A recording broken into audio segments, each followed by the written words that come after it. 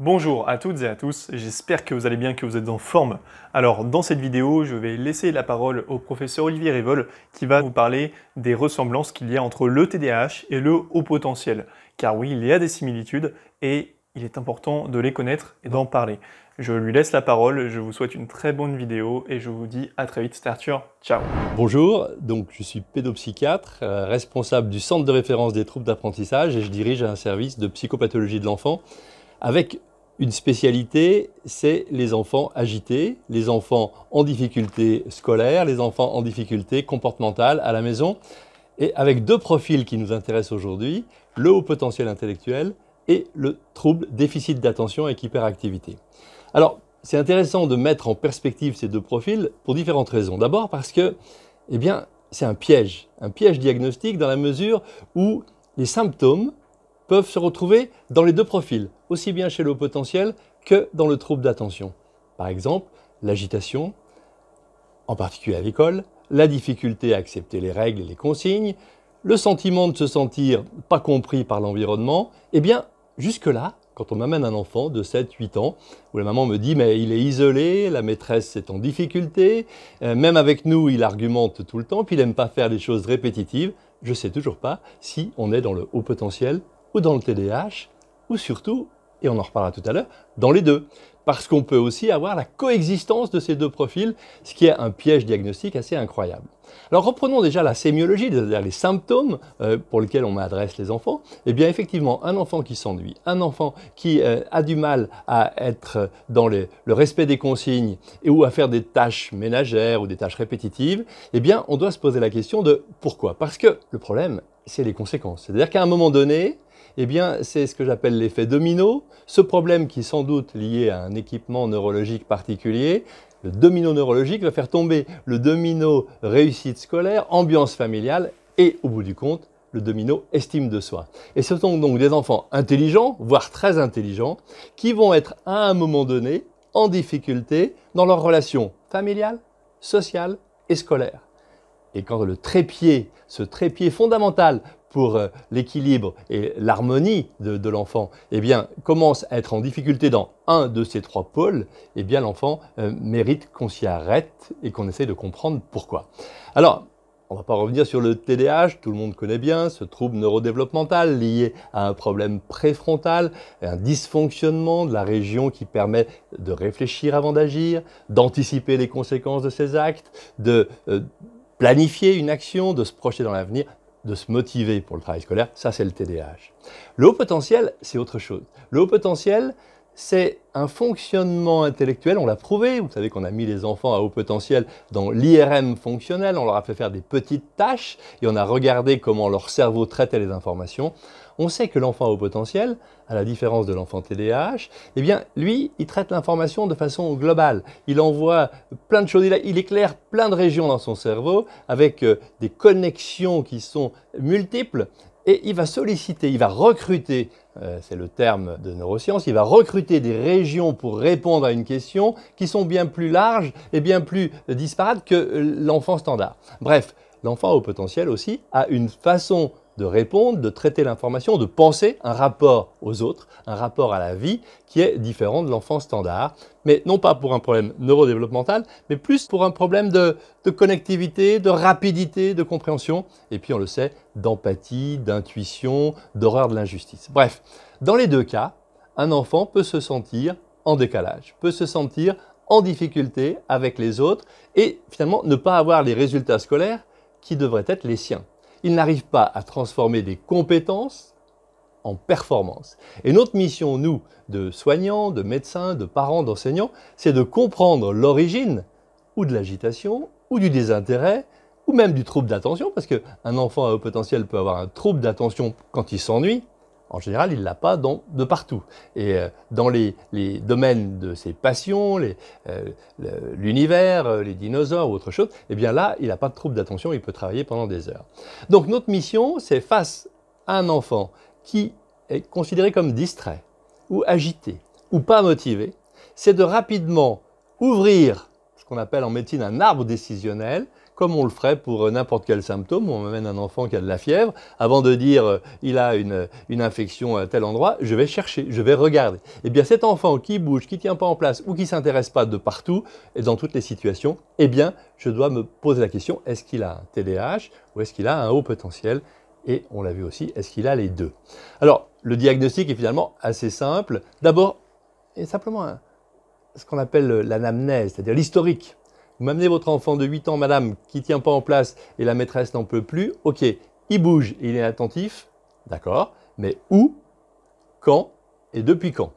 Et si la réponse est, mais docteur, depuis toujours, déjà dès la sortie de la maternité, il était agité, on ne pouvait pas le changer comme les autres sur la table à langer parce qu'il bougeait trop, il fallait le mettre sur le lit. Bon bref, si dans toutes les situations, depuis qu'il est né, ce trouble d'attention, cette agitation, cette impulsivité se retrouvent, il y a de fortes chances que ce soit un trouble neurodéveloppemental. Et on a de fortes chances que ce soit un trouble déficit d'attention avec hyperactivité. En revanche, si les parents nous disent « mais il ne bougeait pas petit et puis il s'intéressait à plein de trucs, et puis c'est quand on a commencé à le mettre à l'école avec l'obligation de rester assis que ça a été plus compliqué », là on doit se dire « ah, peut-être qu'il y a autre chose et que finalement il n'est pas né avec un trouble du neurodéveloppement qui le fait bouger, mais c'est quand on l'a mis dans des situations qui ne lui convenaient pas, ou qui étaient anxiogènes pour lui, parce qu'on sait que les enfants à haut potentiel eh bien, souffrent aussi de questionnements anxieux, se posent des questions sur l'origine du monde, sur l'avenir, sur la mort, sur l'état de santé des gens qu'ils aiment bien. Eh bien, ça aussi, ça peut être responsable de troubles d'attention, parce que quand on a l'espace psychique qui est déjà occupé, l'enfant est préoccupé par d'autres choses, c'est plus compliqué pour lui, bien entendu, de s'intéresser à des choses moins intéressantes comme les cours, comme la journée, etc.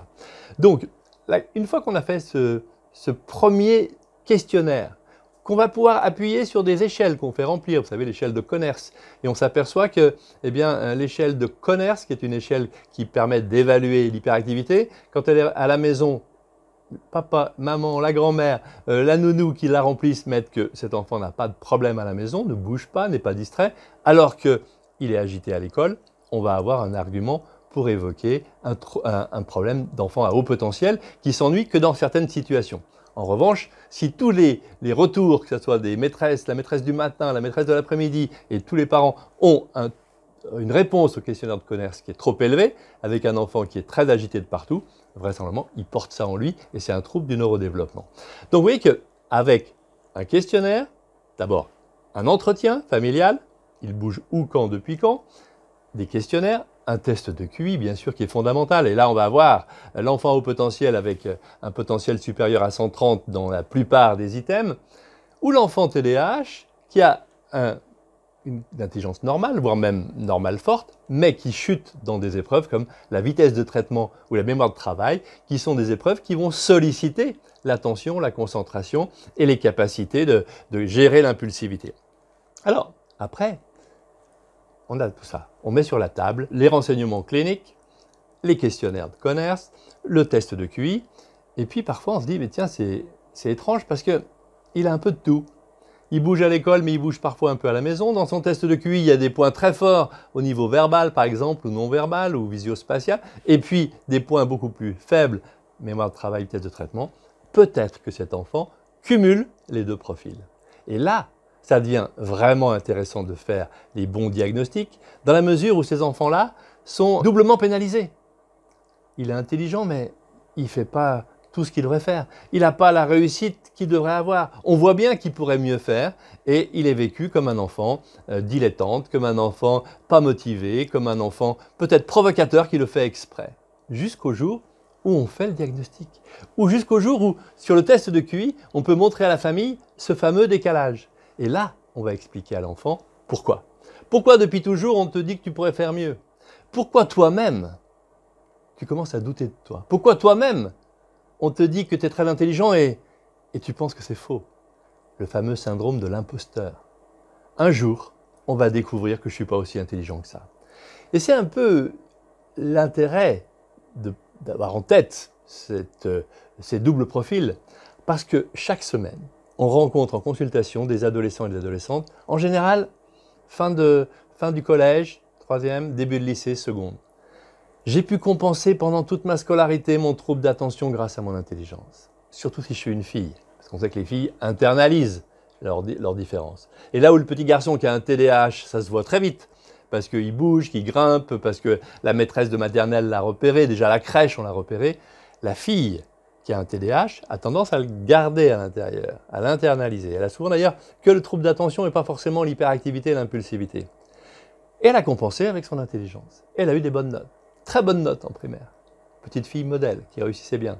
Ça commence à être plus compliqué au collège. Quand vous avez un trouble d'attention, le collège est classiquement plus compliqué parce qu'il n'y a pas la maîtresse derrière pour cadrer, pour contenir, parce qu'on nous demande plus de capacité, d'organisation.